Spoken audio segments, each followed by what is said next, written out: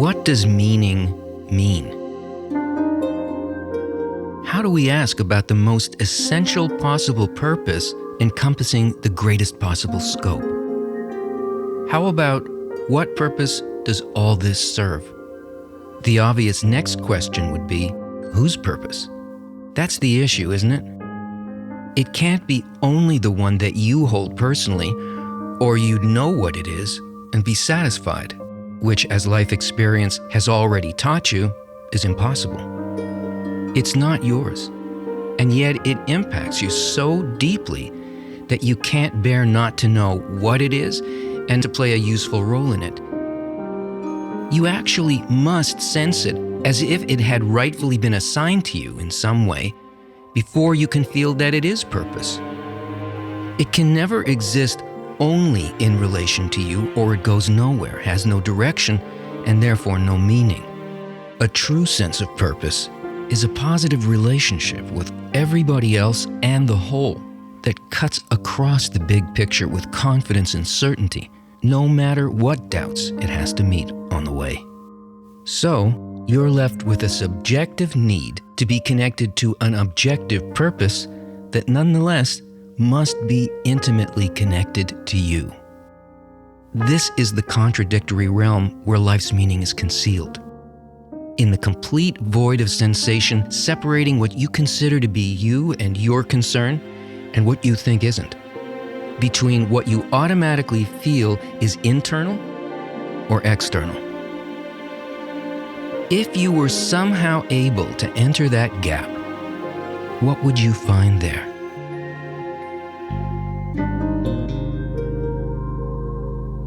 There's a science that deals only with the most essential purpose covering the greatest possible scope, and specifically how we come to know and live in it.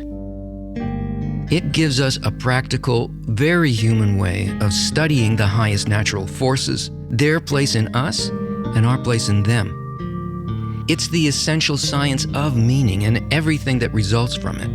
And in it, rather than beginning by examining physical matter, it starts with a view of life in this world as seen from the perspective of those forces that build and evolve it, and then describes how to reveal our conscious sensation of its purpose in us.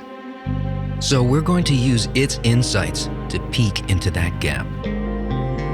The science is called Kabbalah, which is a Hebrew word that means reception, how to receive and perceive.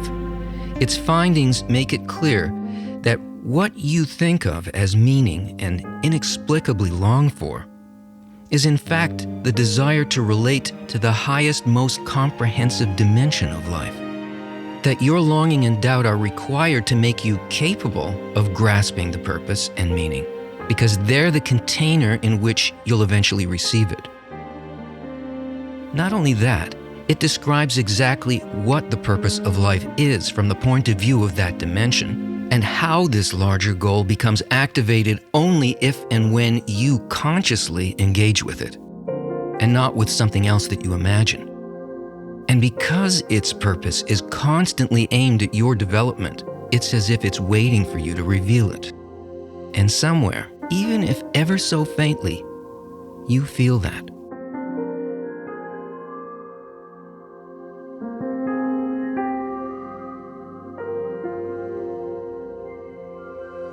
There is a single cause, an impetus underlying, unfolding everything that ever happens. It's a natural mechanism, a law, but the only form in which the human heart is able to perceive and relate with it is as an intention called the thought of creation, and that is to create a creature and to bring it to complete fulfillment. That is both a description of the highest force and dimension of nature and the ultimate purpose of all life. What does that thought have to do with the meaning of your life? You could take the creature part of that equation personally, and it would only be partly true, because the creature in the thought of creation is our entire reality, the cosmos. Every object in it all its cascading, lesser, non-physical forces and dimensions, everything and anything outside of that intention is the creature. And nothing that has ever happened, is happening, or ever will happen can happen for any other reason or to serve any other purpose. So no matter how events may feel to us, we're always held, nurtured, and evolved by the action of an unwavering force of giving, a constant, unperceived positive influence that's the very essence of meaning. So in the first place, you're already in all of this, and all of this is already in you. The thing that's concealing the profound interrelation, that's preventing us from feeling our true identity, is the exact quality that makes us the creature. We're formed of the opposite intention to the one that desired us. We are the longing, empty space left by its imprint.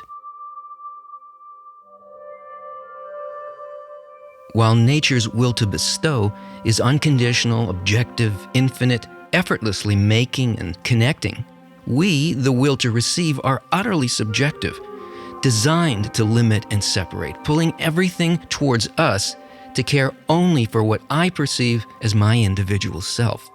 And it's this intention that makes us perceive instead a world of struggle, limitation, and pain. It's that inner programming that determines our current perception of reality. And it's not just you.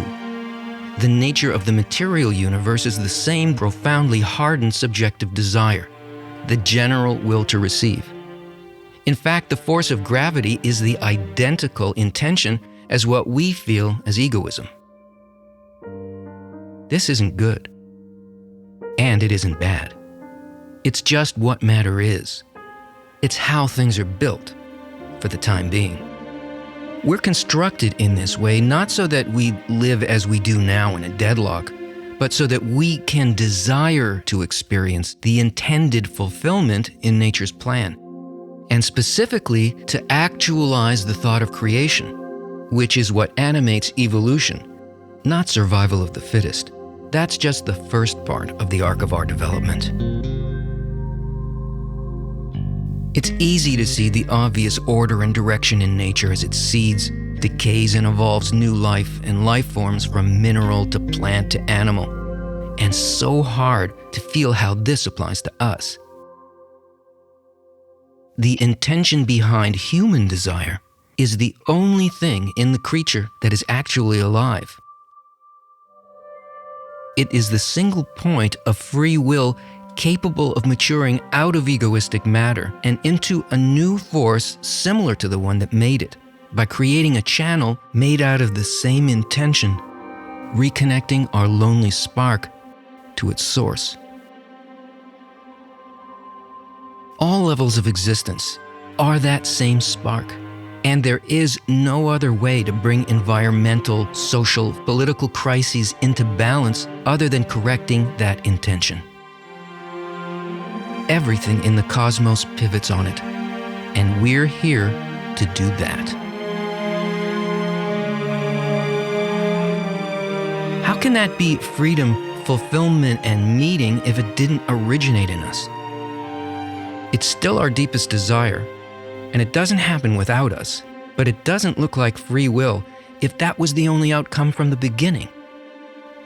But free will consists of the opposite of what the will to receive tells us it is. It's the choice to accept and take up the true meaning of life. When someone you love embraces you, they pull you in, hold you tightly, they lock you into them. Are you a prisoner then? They've hemmed you in as if you can't escape, but you don't want to. What you feel is release, freedom, fulfillment, and you respond by doing the same thing, and the joy is felt in both your hearts. It started in them, but now it originates in you too.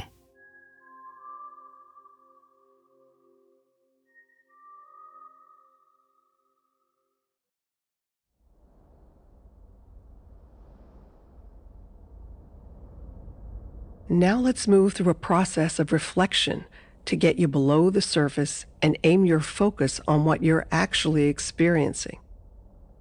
It's not a quiz. There's no right or wrong response. You just answer in your thoughts. If a response doesn't surface right away, stay with the question till it does. Try to catch the subtle perceptions that usually evade your grasp. Take your time, take a breath, and try to feel. What is the main reaction you're experiencing right now?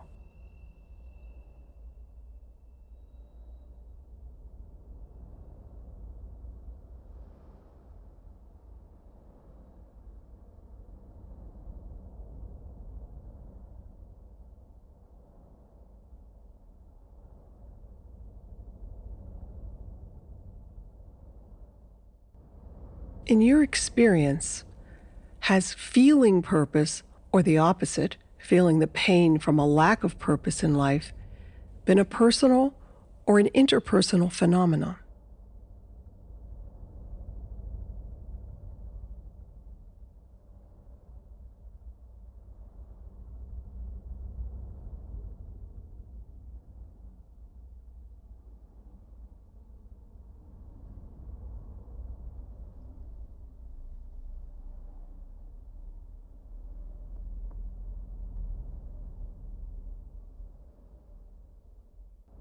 Do you believe that you're an integral part of the system of nature?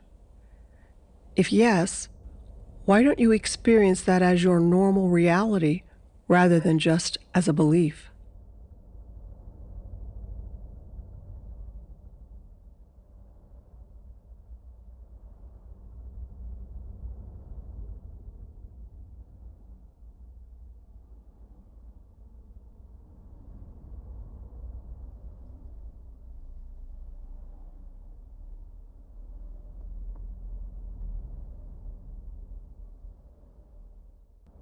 If you've ever experienced that depth of connection, under what circumstances did it happen?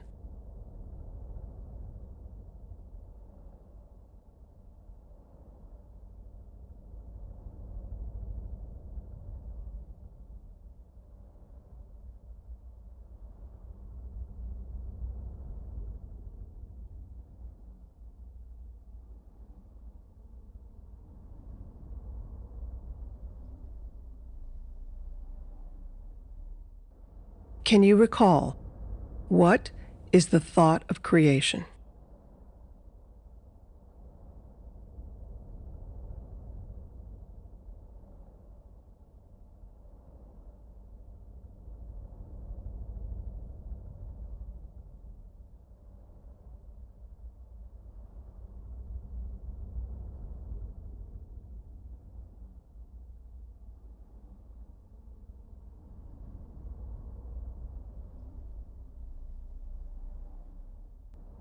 If nature's only objective is to evolve us to feel the pleasure of acting from its level of identification and care, what's causing you to see and feel bad events in life? Isn't that coming from nature too? Why?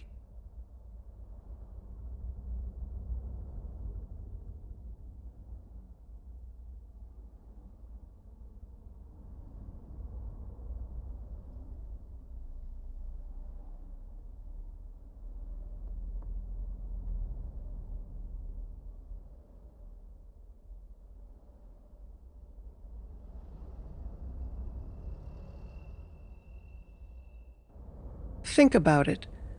Are you wanting to be able to create your own meaning of life, or wanting to receive it?